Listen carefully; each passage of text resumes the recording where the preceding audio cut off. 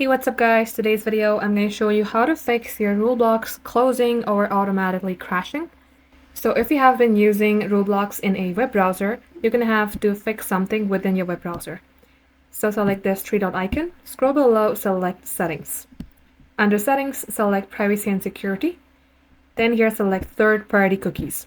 Scroll below, select See All Data and Permission. Here directly type in Roblox. You will see roblox.com, delete every and all cookies that you have. Now once you do so, you're going to have to simply restart your device, launch your browser, and it will fix the problem. In case you have been using your Roblox application and if your app is crashing, there are some fixes that you could try. So come below at the search bar, type in Roblox, select App Settings. As you do that, you will get landed onto a page like this. Now here under background app permission, make sure this is set to power optimized, which is also recommended. Scroll below. Here you can directly select repair. Once this is done, select reset. If you do that, the permissions might be reset, meaning the app data will be deleted.